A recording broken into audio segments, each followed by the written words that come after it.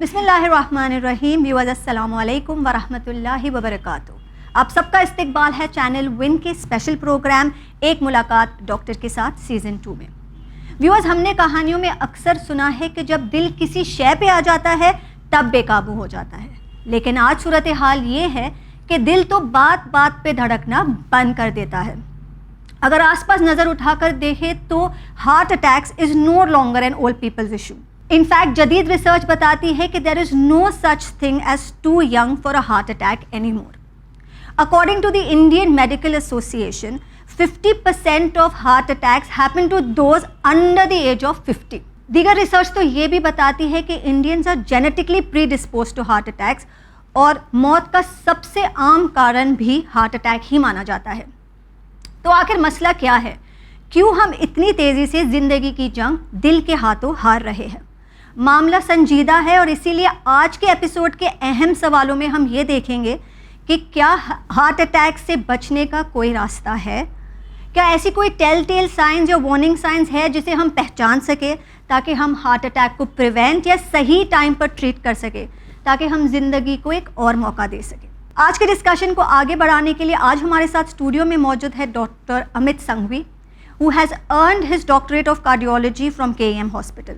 He has over 15 years of experience and is currently associated with Godrej Memorial Hospital and Criticare's group of hospitals. So let's welcome him onto the show. Dr. Sanghvi, thank you so much for coming and welcome to our show. My pleasure, ma'am. Okay. So doctor Sanghvi, मेरा पहला सवाल ये है कि अब तो हमें पता है कि ना जब हार्ट अटैक्स होते हैं, जब blood supply to the heart रुक जाती है, देयर इज़ अ ब्लॉकेज जिसकी वजह से हार्ट अटैक्स होते हैं। और एक प्रीवियस मंथ्स में हम लोग ने एक एपिसोड में सुना था कि जब इलेक्ट्रिकल मैल फंक्शन होता है, जब हार्ट का इलेक्ट्रिकल मैल फंक्शन होता है, तब सडन कार्डियक अरेस्ट होता है। तो अब जो ये स्पाइक हो रहे हैं हार्ट अटैक्स में, so what is it? Is it a blockage? Is it a malfunction of the electrical system? Is it a combination of both? क्या हो रहा है? So usually ये दोनों चीज़ें हमेशा अलग अलग नहीं होती हैं, क्योंकि अगर हमें हार्ट अटैक भी आता है तो बिकॉज ऑफ ब्लॉकेजेस उसमें भी ये इलेक्ट्रिकल मालफंक्शन हो सकता है, जिसको हम लोग वेंट्रिकुलर टैकीकार्डिया या वेंट्रिकुलर फिब्रिलेशन बोलते हैं। और उसके वजह से हार्ट बंद हो सकता है और हमें CPR चालू करना पड़ सकता है, या हम ऐसी जगह पे हैं जहाँ AED, जिसको हम ऑटोमेटेड एक्सटर्नल डिफिब्रिलेटर बोलते हैं, उसका इस्तेमाल करके किसी की जान बचा सकते हैं। सो एक्चुअली ये दोनों म्यूचुअली एक्सक्लूसिव नहीं है। Yes, but the commonest cause फिर भी हम ये मानेंगे अभी कि ब्लॉकेजेस हैं। ब्लॉकेजेस ज़्यादा कॉमन है, ना कि pure electrical abnormalities of the heart, उससे ज़्यादा कॉमन ब्लॉकेजेस है। हाँ, लेकिन हार्ट अटैक होने के वजह से इलेक्ट्रिकल माल फंक्शन होके हमें ये सब चीज़ों की ज़रूरत पड़ सकती है। ओके, सो बेसिकली आप जो कह रहे हैं कि इट इज़ नॉट कि इस तरह हुआ तो ही हार्ट अटैक होगा, इट इज़ लाइक एक जो खराब होता है तो दूसरा भी इंटररिलेटेड तब होता है। जैसे आपने पहले ही बता चुके हैं आप कि हार्ट अटैक तब होता है जब कोई ब्लॉकेजेस होते हैं हार्ट में के ब्लड वेसल्स में। वो ब्लॉकेजेस जब वो उसमें कुछ ब्रेक आ जाता है या कुछ फट जाते हैं तो वहाँ खून की गुठली जमती है। खून की गुठली जमने के वजह से पूर्ण जो हार्ट का जो ब्लड फ्लो है, जो हार्ट को ब्लड सप्लाई करती है, वो नसें बंद हो जाने की वजह से हार्ट अटैक होता है। लेकिन जब ये होता है कि जब हार्ट अटैक होता है और जब नसें बंद हो जाती है, उसके वजह से भी इलेक्ट्रिकल एबनॉर्मलिटीज आती है। उसके वजह से कि अपनी जो हार्ट रेट है वो बहुत ज़्यादा बढ़ सकती है, जिसको हम वेंट्रिकुलर टैकीकार्डिया बोलते हैं, या हार्ट रेट एकदम स्लो हो सकती है, जिसको हम लोग ब्रैडीकार्डिया बोलते हैं। तो ये दोनों की वजह से भी जान जा सकती है। तो ऑल्दो कॉमन कॉज इसका अभी तो हम ब्लॉकेजेस ही मानेंगे, हार्ट अटैक ब्लॉकेजेस की वजह से होते हैं, लेकिन final and cause of death can be this electrical abnormalities. I see. But of course, like we've discussed, the first primary cause is a blockage. Yeah, usually because pure electrical abnormalities is a is very is not very common, and you really need lot of investigations to prove that. But the commonest thing should be a blockage. Okay, thank you for that. So जब हम कहते हैं कि like we've heard that you're never too young to die from a heart attack, तो जैसे हम देख भी रहे हैं कि people across ages are suddenly collapsing. कभी हमने 17 साल के बच्चे के बारे में सुना, हमने सुना कि people in festivals are dying, फिर हमने सुना कि people going to gyms are dying, they are collapsing suddenly, और 30-40 years it's become so common. तो आखिर इसमें क्या issue? Because seemingly fit people are dying. तो जब अगर आप कह रहे हो कि हार्ट अटैक में blockages is the root cause, तो फिर ये सब हेल्दी लोग को क्यों अटैक्स आ रहे हैं?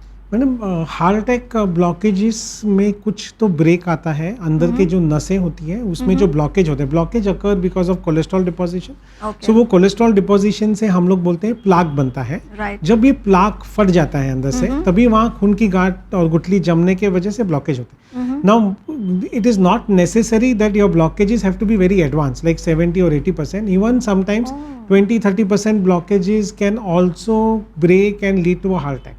Now why this occur, there are multiple reasons for it. बहुत सारे कारण हो सकते हैं उसमें, जैसे कि आपने कोई तो बहुत ही ज़्यादा फिजिकल एक्सर्शन कर लिया जो हमने पहले कभी नहीं किया। सडनली हम जिम जा रहे हैं, we are normally lifting 20 pounds 30 pounds, suddenly that day you decided to directly jump to 100 pounds and try to lift it. So this excessive physical exertion which you have not done before can also cause a plaque rupture and can cause heart attacks. At the same time, severe emotional stress, any emotional very something which has really gone down in your life and it's caused a shock to you, something which has really disturbed you mentally, also can cause this plaques to rupture and you can get heart attacks. In addition to this, आज हम देख रहे हैं कि हमारी lifestyle बहुत ही खराब होती जा रही है। We are seeing lot of young patients or young people who come to us with heart attacks. Lot of them are smokers. So smoking, now smoking causes blockages, उससे blockages होते हैं, लेकिन blockages होने को बहुत साल लगते हैं। ऐसा नहीं है कि हम आज स्मोकिंग चालू करेंगे और एक साल में blockages आ जाएंगे बहुत सारे, ऐसे नहीं हो सकता है। blockages को टाइम लगते हैं, लेकिन जब हम स्मोक करते हैं तो वो स्मोक से जो निकोटीन और जो कार्बन मोनोऑक्साइड डाइऑक्साइड जो हम इनहेल करते हैं, उसके वजह से भी हार्ट के नसों पे हम लोग बोलते हैं स्ट्रेन आता है और उसके वजह से भी प्लाक रप्चर्स हो सकते हैं। So the primary cause of heart attacks is usually a rupture of a plaque, which means कहीं ना कहीं जो छोटे मोटे ब्लॉकेजेस भी हैं वहाँ पे टूट जाता है, वो ब्रेक आ जाता है और वो ब्रेक आने की वजह से खून की गांठ जमती है। So basically if I am trying to understand कि ये जो blockages होते हैं like you said, तो मतलब कि हर इंसान में blockages होते हैं? Yes ma'am, because once you cross 20 years of age, जब हम 20 साल की उम्र क्रॉस कर लेते हैं तो थोड़े बहुत कोलेस्ट्रॉल डिपोजिशन सब में आता है। नाउ वेदर ये कोलेस्ट्रॉल डिपोजिशन आगे जाके बहुत तकलीफ देगा, वो बहुत ज़्यादा बढ़ जाएंगे, it all depends on multiple factors. First, what is your genetic build, second what is your lifestyle, आपकी लाइफस्टाइल, आपकी जीवन शैली कैसी है। अगर आपकी जीवन शैली बहुत बुरी है, आप स्मोकिंग कर रहे हैं, आप अभी वो फास्ट फूड कल्चर हो गया है, हम बाहर जाके खाना खा रहे हैं every weekend, it's become a fashion. हम जब छोटे थे बचपन में तो आई थिंक 3 महीने में एक बार मम्मी डैडी बाहर लेके जाते तो हम खुश होते थे। अभी तो ऐसा है कि हर वीकेंड में लोग बाहर जा रहे हैं। Whatever. Some people are eating outside only. Yeah, and there are a lot of people. That's also, it's become a logistic problem. People are traveling outside their homes to work. They are going in different cities. वहाँ पे खाने पीने का problem होता है, and not everyone has the time to cook morning, evening. So yes, this outside food. So this fast-paced lifestyle is also one of the causes of for course. a heart attack. So much of traffic situation. You want to go somewhere. Yeah. So a lot of things. Your bad lifestyle, your dietary habits. बहुत सारी चीज़ें जब साथ में मिलके आती है तब ये प्रॉब्लम्स हमें फेस करते हैं। सो डॉक्टर ने हमें एक बहुत ही इंपॉर्टेंट बात कही है कि इट्स नॉट दैट हम 40-50 साल तक हो गए और तब जाके ये प्लाक्स डेपोजिशन हो गए या कोलेस्ट्रॉल डेपोजिशन हो गए। As young age 20 years and then there are small depositions of cholesterol in your heart arteries.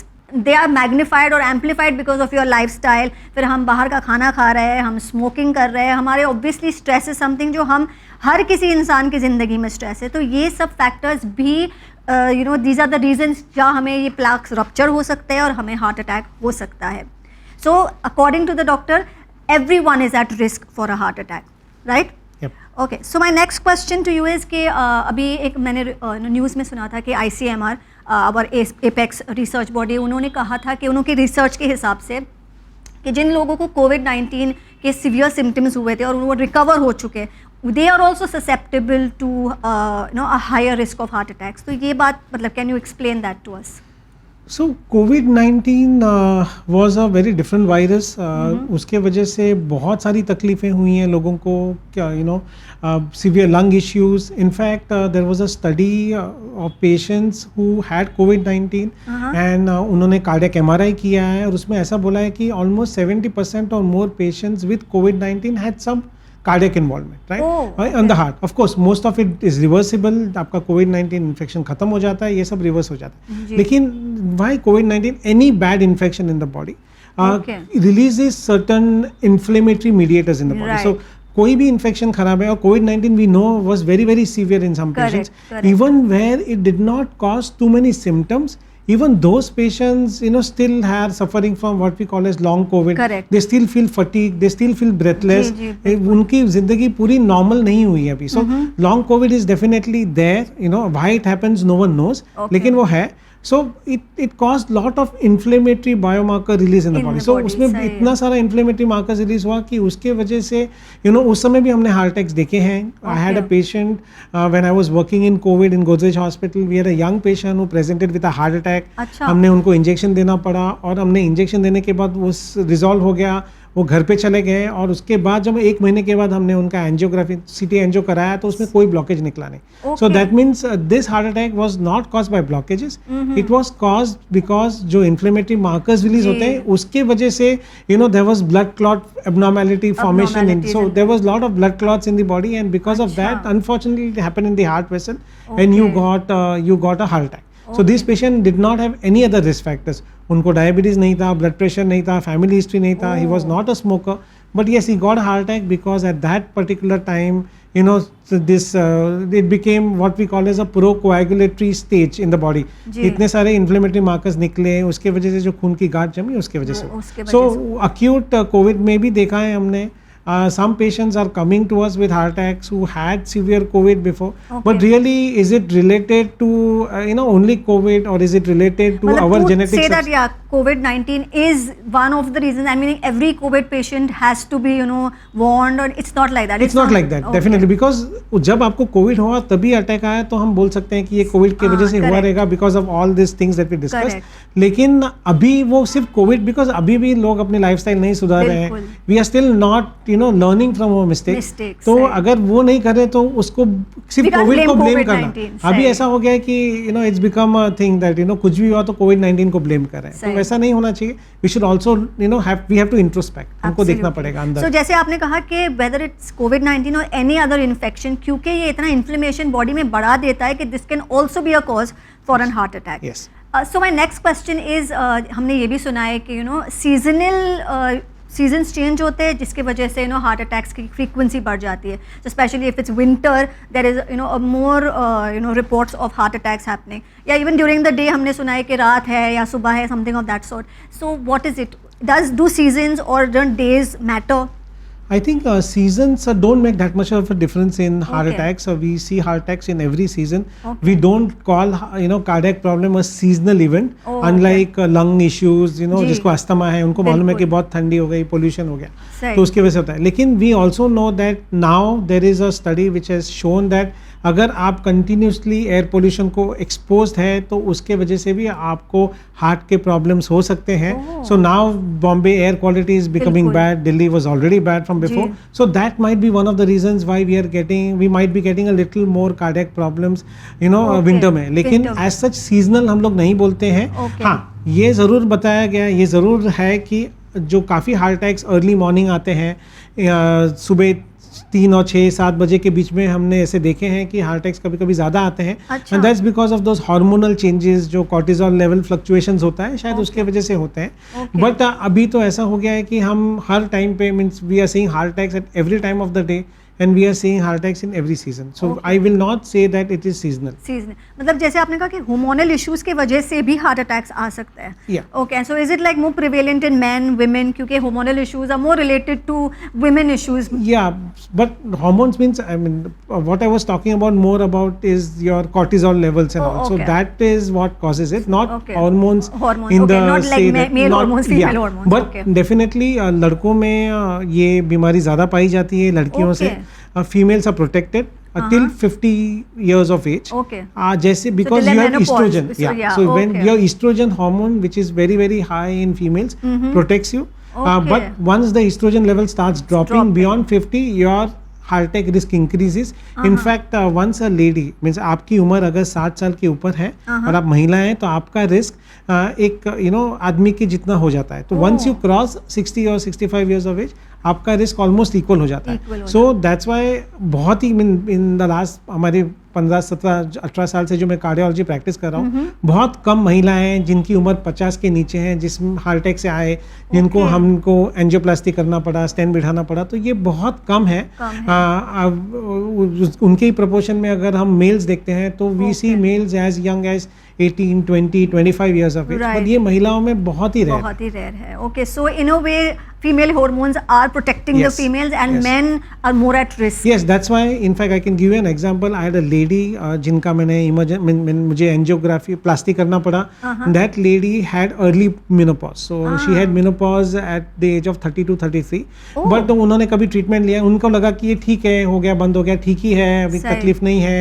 You know, she had lot of pain during her so she ignored those so she did not do it. But now when we did angioplasty, so there are techniques of doing angioplasty. हम लोग OCT, which is optical coherence tomography, we put the catheter और हम अंदर से vessel को देख सकते हैं कि कितनी खराब है.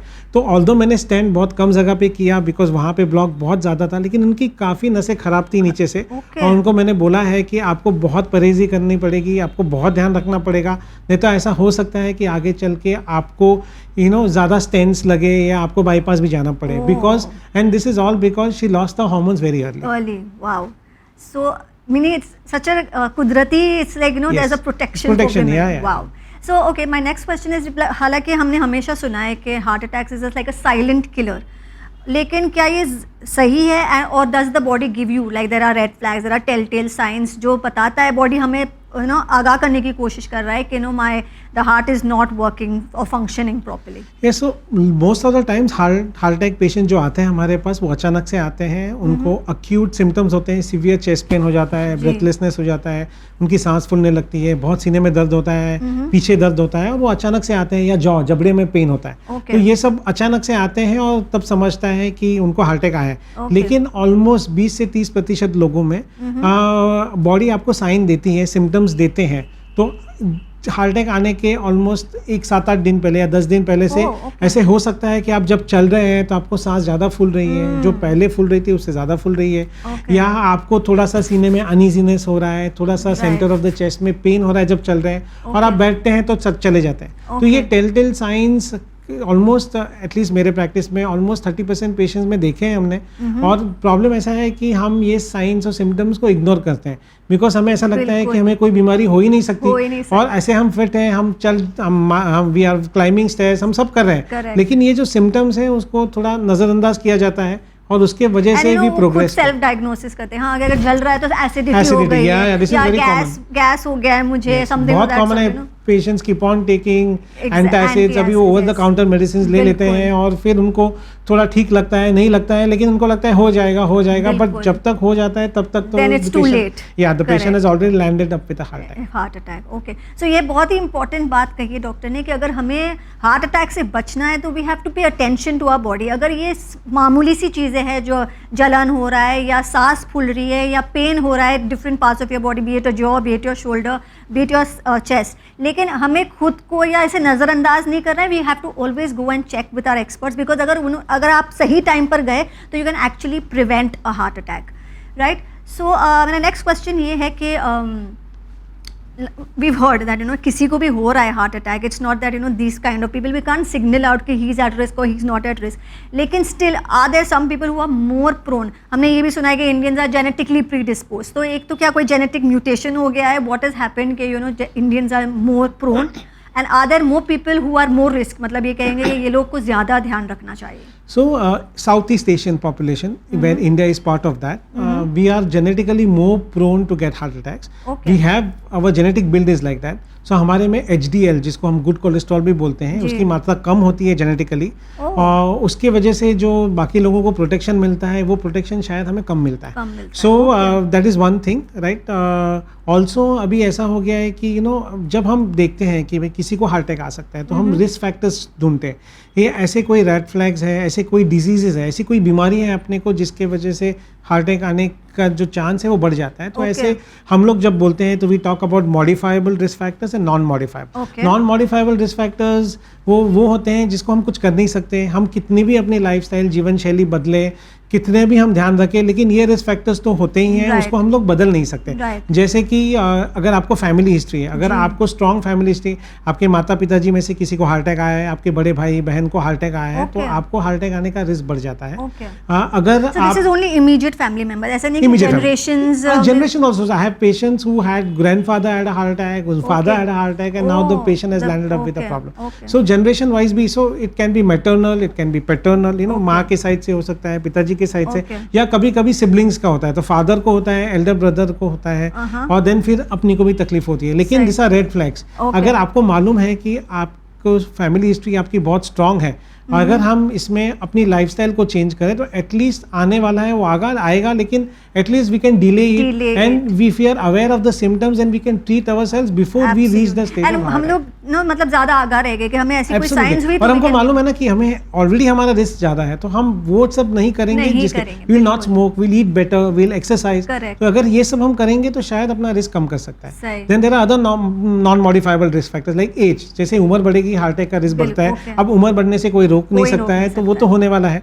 Gender, females like I said are better protected than males. Males. So अगर यू नो, तो that also we can not really change, right? Pollution we can't really We can't change. So change. all these are non-modifiable. Right. But there are some risk factors or some diseases, कोई बीमारियां ऐसी हैं जिसको हम अगर control में रखते हैं, अपने पास वो हमें वो बीमारी है, अगर उसे कंट्रोल में रखते हैं तो फिर हमारे हार्ट अटैक आने का रिस्क कम हो जाता है। जैसे कि आपको ब्लड प्रेशर है, अगर आपका ब्लड प्रेशर आप कंट्रोल में रखते हैं, उसको वो बहुत ज़्यादा फ्लक्चुएशन नहीं होने देते हैं, आपको डायबिटीज़ है, आप शुगर को कंट्रोल करते हैं, आपके डॉक्टर के पास आप रेगुलरली जाते हैं, या आपको कोलेस्ट्रॉल की बीमारी है और आपका कोलेस्ट्रॉल लेवल्स आप दवाइयों से कंट्रोल करते हैं, तो फिर ये रिस्क हम कम करते हैं। So we decrease the risk of us getting a heart attack if all this risk factors are specially if there someone has an underlining already a primary disease, उनको ज्यादा खतरा हो सकता है and they should be careful. Yes. Of course जो family history है, so those people have to be careful. So I have patient, I have they're a very senior doctor whose entire family had this elder brother, father. He himself underwent an angioplasty twice and finally needed a bypass surgery. So family history हमारे लिए बहुत महत्वपूर्ण है, इसलिए सब patient जो हमारे पास आते हैं हम पूछते हैं कि भाई घर में किसी को हुआ है क्या। अगर हुआ है और आपके सिम्टम्स एकदम क्लासिकल नहीं है तो भी हम चिंता करते हैं। Correct. और हम बोलते हैं कि नो इट इज़ बेटर कि ये पेशेंट्स को हम थोड़ा ज़्यादा इवेलुएट करें, थोड़े ज़्यादा टेस्ट करें, तो हार्ट अटैक आने वाला है तो शायद हम रोक सकें। बाकी सब पेशेंट्स में शायद हम इतना टेस्ट नहीं करेंगे जितना इन पेशेंट्स में। करेक्ट। सो मेरा नेक्स्ट क्वेश्चन ये है कि किसी को अगर हार्ट अटैक आ चुका है तो क्या उसकी दूसरा हार्ट अटैक आने की प्रोबेबिलिटी बढ़ जाती है, रिस्क बढ़ जाती है? Even are these people coming under the same category of high risk? अगर आपको हार्ट अटैक आ चुका है या हार्ट की बीमारी आ गई है, आपका एंजियोप्लास्टी हुआ है, बाईपास हुआ है, या जस्ट हार्ट अटैक छोटा आके गया है, तो भी वापस हार्ट अटैक आने का रिस्क आपका 6 टाइम्स ज़्यादा है, almost 6 times, so 6x times. तो इन पेशेंट्स को ज़्यादा ध्यान रखना है। आपकी जो कोलेस्ट्रॉल कम करने की गोली है जो डॉक्टर आपको प्रिस्क्राइब करते हैं, ब्लड थिनर्स है, वो आपको रेगुलरली खाना है। ऐसे भी पेशेंट्स आते हैं जो 1-2-3 साल खाते हैं, उसके बाद वो छोड़ देते हैं, उनको लगता है सब ठीक है, and then they land up with a major problem, बाद में बहुत बड़ा हार्ट अटैक लेके हमारे पास आते हैं। तो ऐसे नहीं करना चाहिए, आपके डॉक्टर की सलाह आपको माननी चाहिए, वो दवाइयाँ बराबर से खानी चाहिए। अगर वो दवाइयाँ हम बराबर खाते हैं तो होपफुली ये रिस्क कम कर सकते हैं। Very very true.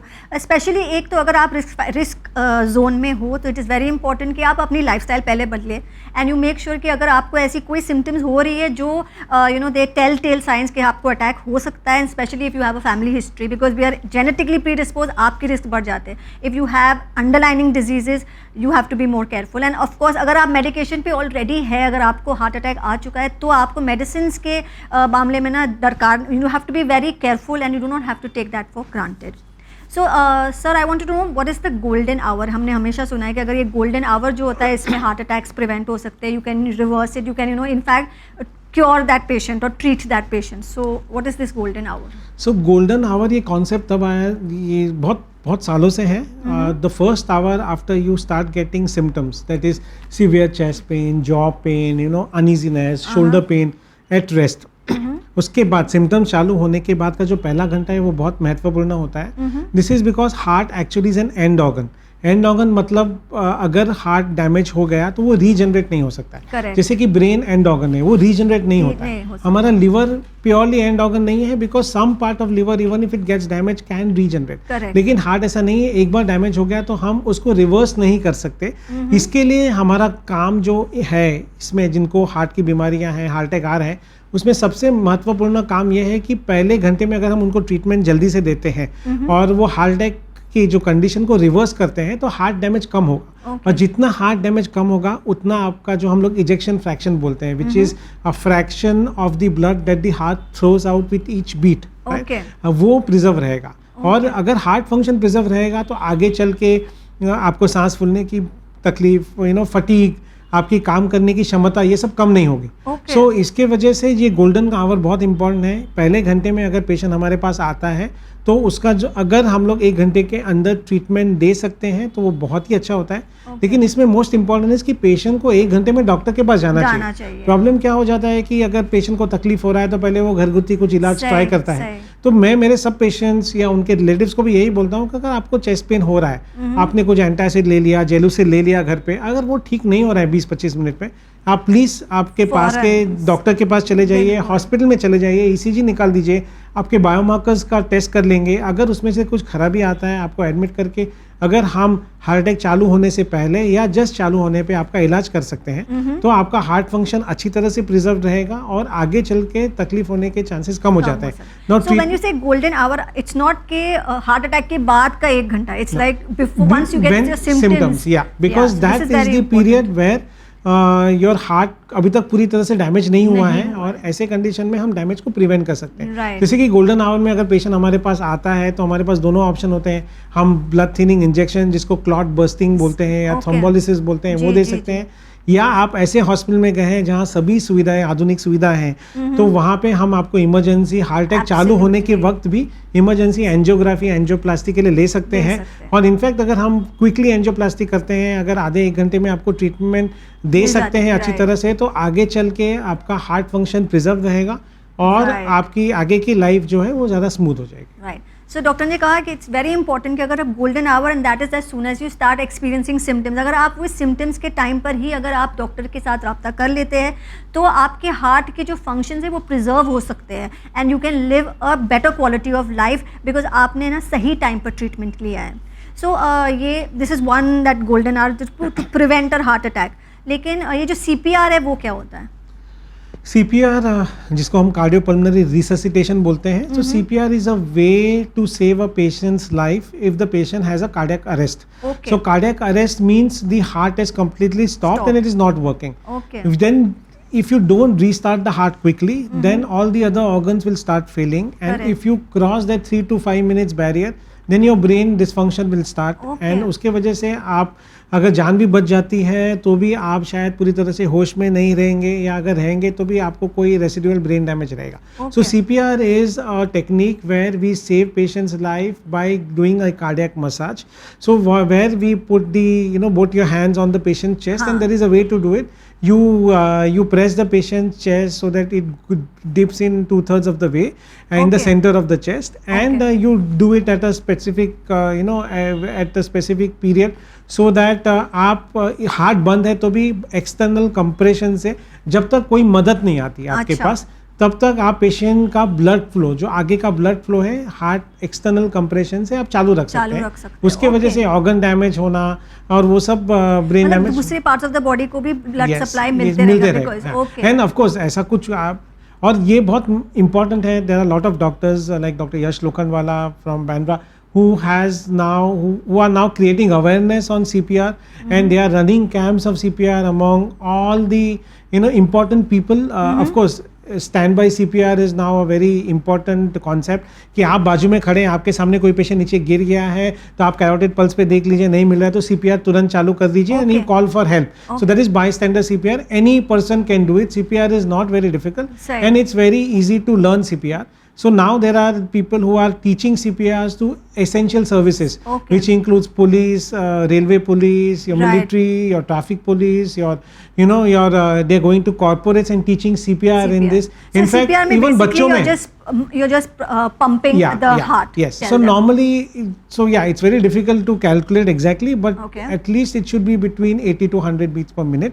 Okay. Yeah. So you have to press the And CPR कितने टाइम तक करना चाहिए? जब तक पेशेंट का पल्स नहीं आता है. So you अच्छा. keep the hand on the carotid and Okay. till the pulse नहीं आता है, or you get someone professionals coming down to help you, right? Okay. CPR also means pulmonary resuscitation, where जी. you blow air into the patients lungs mouth to mouth. But अभी का concept ऐसा है कि अगर हम फॉरवर्ड सर्कुलेशन भी चालू रख सकते हैं at least for a minute till you get someone to help you, that might also be enough for a patient. So वो बहुत ही इंपॉर्टेंट है. बहुत ही इम्पोर्टेंट है. Yeah, and in fact आजकल lot of schools, there are a lot of doctors going to schools and we are teaching school children how to do CPR. क्योंकि बचपन में हम जो सीखते हैं वो कभी नहीं भूलते. अगर हम बचपन में हमने साइकिलिंग चलाना सीखा तो हम साइकिलिंग कभी नहीं भूलते. मैं आज भी साइकिल दे देंगे तो हम चला सकेंगे.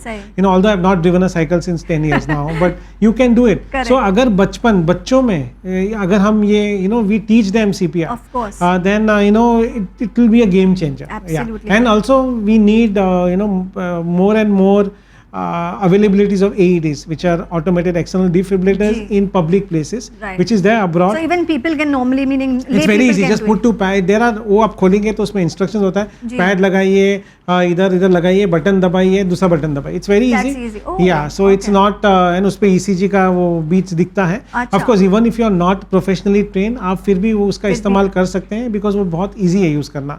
And everything directions are written in the machine once you open the flap of it. So these help revive the heart. Yeah, because if it's like we were discussing electrical conduction abnormality. So if the patient is in one of those tachycardias, ventricular tachycardia or fibrillation, इसमें actually giving a shock might save patients' life. So we need this more and more AEDs in public places. It is now, this was not there before in India, but now we are seeing a lot of public places now keeping this, but yes, it's और still बहुत not. सारे videos भी है online. yes online आप Google में CPR करेंगे तो बहुत ही and there are animated videos जो बच्चे भी सीख सकते हैं. तो उसमें कोई ऐसा बहुत मुश्किल नहीं है सीखना. It's a very very simple thing and it can actually save someone's life. In fact every citizen of India should learn how to give CPR. अभी जैसे कि हमने बीच में भी देखा था, मैराथन कर रहे थे, कोई भागते भागते गिर गए, and actually the patient's life got saved because someone started CPR. Then the doctor was called, they defibrillated, shocked the patient, took the patient up immediately to the hospital, and then probably required an angioplasty and all that, and then the patient became better. Emergency में उन्होंने ये जो काम किया, they were able to sustain the heart, and then the doctors came and did the necessary treatment. So one life saved is one family saved in India. Absolutely. So apart from CPR, हमने ये भी सुना है कि कि अगर किसी को हार्ट अटैक हो रहा है तो उसे एस्पिरिन खिला दो. So does that really help? कि अगर किसी को हार्ट अटैक हो रहा है, does aspirin help in that situation? So aspirin से क्या होता है कि अपना ब्लड थोड़ा सा पतला हो जाता है, एंड जो क्लॉट फॉर्म है अगर वो इनिशियल स्टेज में है तो शायद वो और ज़्यादा ना बढ़े. लेकिन एस्पिरिन देने के पहले we have to be more sure कि आपको हार्ट अटैक है कि नहीं है. क्योंकि कभी कभी पेट में बहुत दर्द होता है, सीने में ऐसा जलन होता है, वो एसिडिटी रहेगा. अगर आप एस्पिरिन खा लेंगे तो एसिडिटी बढ़ जाएगा. कभी कभी अपेंडिक्स का पेन होता है, वो चेस्ट तक आ जाता है, और फिर हम हार्ट अटैक समझ के अगर एस्पिरिन दे देंगे तो पेशेंट के लिए सर्जरी नामुमकिन हो जाएगी. So aspirin should be really give very difficult. घर पे हमने एस्पिरिन देना चाहिए कि नहीं. आई थिंक अगर आपको पहले हार्ट का इश्यू है और आपको मालूम है कि ये पेन आपको पहले जैसा है तो आप एस्पिरिन एक डोज खा लेंगे. अगर आपने सुबह का नहीं खाया है डोज तो आप खा लेंगे, या आपको मालूम है कि नहीं ये तकलीफ मेरे को पहले जैसी हो रही है और मैंने 2-3 दिन से गोलियां बंद कर दी थी, तो अब आप एस्पिरिन खा लेंगे तो ठीक है. लेकिन फॉर एवरी पर्सन उसको एस्पिरिन देना चाहिए थोड़ा मुश्किल सवाल है, बिकॉज आपको हार्ट अटैक नहीं होगा और कोई और बीमारी होगी. किसको देना चाहिए, किसको नहीं देना चाहिए. बट सॉर्बिट्रेट ये गोली है जो काफी सेफ है. अगर आपको बहुत सीवियर चेस्ट पेन हो रहा है, जॉ पेन हो रहा है, आपको मालूम नहीं है, तो आप सॉर्बिट्रेट का जो गोली है घर पे रख के जबान के नीचे रख सकते हैं. खाली इतना ध्यान रखना है कि सॉर्बिट्रेट जो गोली है उससे ब्लड प्रेशर अचानक गिर सकता है, और उसके लिए ये गोली हम जब भी देते हैं तो पेशेंट को बोलते हैं कि आप बैठ के लीजिए या लेट के लीजिए. और सॉर्बिट्रेट अगर हम खाते हैं और अगर आपका पेन कम भी हो रहा है तो भी इमीडिएटली आपको हॉस्पिटल में जाके ECG देना है. बिकॉज अगर सॉर्बिट्रेट से पेन कम हो रहा है तो इसका मतलब ये है कि शायद आपको दिल की बीमारी है और शायद आपको हार्ट का प्रॉब्लम अक्यूट हो सकता है। अगर इमरजेंसी में हम कोई गोली दे रहे हैं तो उसका इवैल्यूएशन कंप्लीट करना चाहिए, इमीडिएटली जाके हॉस्पिटल में देना चाहिए। अगर हमें समझ में नहीं आ रहा है कि आपको क्या प्रॉब्लम है, इवन इफ यू आर से 30-35 ईयर ओल्ड और आपको पेन हो रहा है, आपने कुछ जेलुसिल ले लिया, आपको ठीक नहीं लग रहा है, आपको भी मालूम है शायद आपने बाहर खाना खा लिया, आपको एसिडिटी है, बट रिस्क लेने की कोई ज़रूरत नहीं है। बाजू के कोई भी छोटे नर्सिंग होम, कोई भी डॉक्टर के पास जाके एक ECG निकाल लीजिए, डॉक्टर को दिखा दीजिए। It's just a question of few hundred rupees because ECGs are very cheap. And ECG अगर निकाल के उसमें कुछ नहीं आता है और कोई डॉक्टर देख के आपको बोलता है ठीक है, तो that is most safer for the patient. Because ऐसे हुआ है जब मैं KM में भी था, आज की KM I am talking about almost 20 years back when I was in KM 2004-5, तभी भी हमारे पास ऐसे पेशेंट्स आते थे जिनको ऐसा लगता था कि एसिडिटी है, वो जेलुसिल खा रहे हैं, ये पेंटोसिड खा रहे हैं, और वो खा भी के हाँ वो सब करके फिर 3 दिन बाद आते हैं, तब तक मैसिव हार्ट अटैक आके गया होता है, उनका हार्ट फंक्शन कम हो गया होता है और we have already miss the bus. जो हम गोल्डन आवर, गोल्डन डेट तक भी नहीं पहुंचते, वो गोल्डन आवर तो बहुत दूर की बात। सो ऐसा नहीं होना चाहिए। अगर आपको कोई भी सिम्टम्स है और आपको मालूम नहीं है क्या है, तो इमीडिएटली रात को 2 बजे भी आप कोई भी, बॉम्बे में तो कोई प्रॉब्लम नहीं है, आप कोई छोटे शहर में भी है तो वहाँ पे भी कहीं ना कहीं छोटा हॉस्पिटल में ECG तो होता ही है। अभी इंडिया में ऐसे कोई जगह नहीं जहाँ ECG नहीं होगा, आप जाके ECG करा लीजिए और इसकी गारंटी ले लीजिए कि आपको हार्ट का प्रॉब्लम नहीं है। सो डॉक्टर, मेरा नेक्स्ट क्वेश्चन ये कि अभी जब आपने ECG कहा, that is one way to diagnose the problem, लेकिन what are the other test that people should do and what ages would you recommend? कौन से टेस्ट है जो डिटर्मिन करते हैं कि हार्ट हेल्दी है नहीं हेल्दी है, and at what duration should they be doing it? So basically जब हम ये हार्ट हेल्थ के बारे में बात करते हैं तो हम लोग इसके बारे में बात करना चाहिए कि आपको कोई रिस्क फैक्टर है क्या हार्ट जैसे कि डायबिटीज, ब्लड प्रेशर। तो पहले हमको वो टेस्ट करना चाहिए देखने के लिए कि BP है, डायबिटीज है, कोलेस्ट्रॉल है। तो अगर हम इफ़ यू आर से more than 35 or 40 years of age and you want to be more sure, then you can at least get your lipid profile once in 6 months or a year. You can do your sugars once in 6 months or once in a year, and you can of course get your blood pressure checked. Now blood pressure diagnosis करने के लिए the only thing is to check your BP. In fact मैं ये बोलता हूँ कि अगर आपकी उम्र 40 साल हो गई है, आपको ब्लड प्रेशर आने का रिस्क तो बढ़ ही जाता है, तो उसके वजह से हर महीने में एक बार BP चेक कर लेना चाहिए। छोटे मशीन सबके घर में हैं आजकल, मशीन्स आर वेरी चीप, इतने महंगे नहीं है, आप घर पे रख के अगर उस मशीन को हम उसमें जिस तरह से इंस्ट्रक्शंस दिया है वो इंस्ट्रक्शंस फॉलो करके अगर घर पे ब्लड प्रेशर देखते हैं तो वो मशीन्स काफ़ी एक्यूरेट हैं अभी। और for every small thing you may not, आपको आपके डॉक्टर के पास जाने की ज़रूरत नहीं। सो टेस्ट के लिए ब्लड प्रेशर देखिए, कोलेस्ट्रॉल देखिए, शुगर देखिए। अगर आपको मल्टीपल रिस्क फैक्टर्स पहले से है या आपको फैमिली हिस्ट्री है तो आप इको कराइए, स्ट्रेस टेस्ट कराइए। स्ट्रेस टेस्ट में भी समझ में आता है कि ब्लॉकेज होने की चांसेस है कि नहीं। और उसमें बहुत सारे और टेस्ट है जैसे कि CT कॉर्नरी, एंजियो है, परफ्यूजन इमेजिंग, बहुत सारे टेस्ट है। लेकिन ये सब टेस्ट ऐसे ही डायरेक्ट कराने के बजाय, because some of them are expensive, हाँ वो बहुत ओवर डायग्नोज कर लेते हैं हम, छोटी मोटी चीज भी दिख जाते हैं and then that is not always necessary.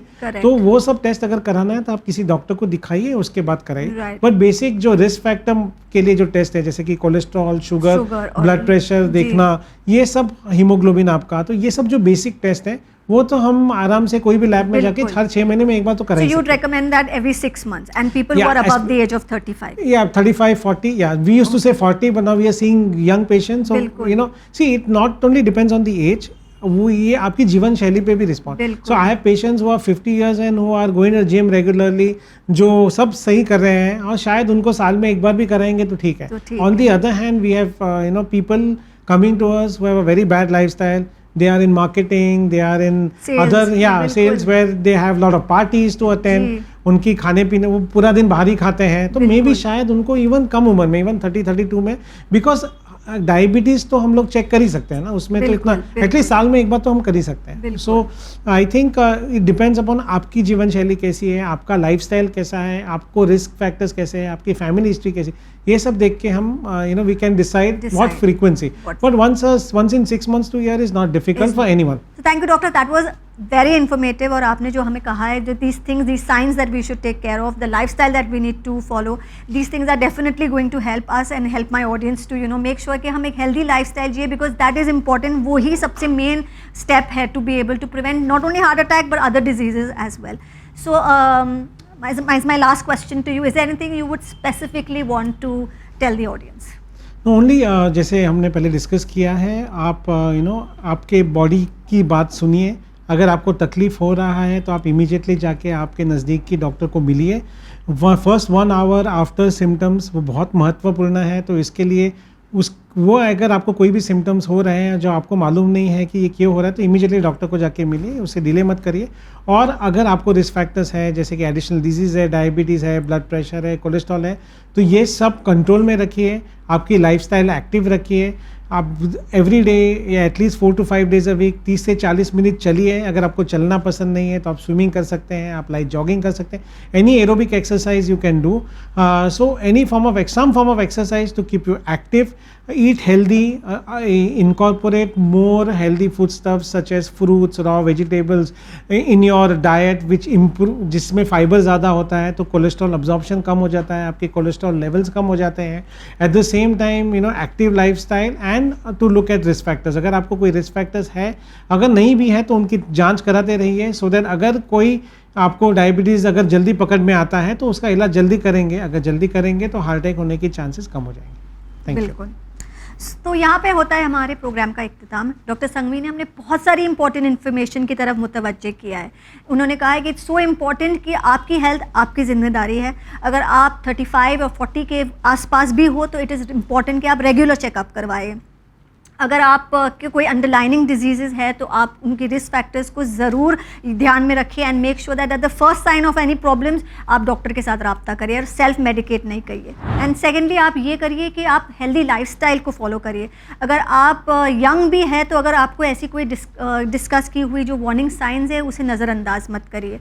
And if you are going to the gym which is a very good thing, लेकिन अपनी कैपेसिटी से ज़्यादा आप अपने आप को एक्सर्ट मत करिए क्योंकि that can also be a reason कि आपको हार्ट अटैक हो रहा है। तो अगर आप चाहते हैं कि हम ऐसी कोई मेडिकल कंडीशन को इस प्लेटफॉर्म पर डिस्कस करें या आप हमें कोई फीडबैक देना चाहते हैं तो हमसे रब्ता ज़रूर कीजिए। हमारी डिटेल्स आपके स्क्रीन पर है। इसी के साथ मुझे मोहसिना डोडिया को दीजिए इजाज़त, लेकिन आप बने रहे चैनल विन के साथ। शुक्रिया, खुदा हाफिज़। That's it, thank you so much.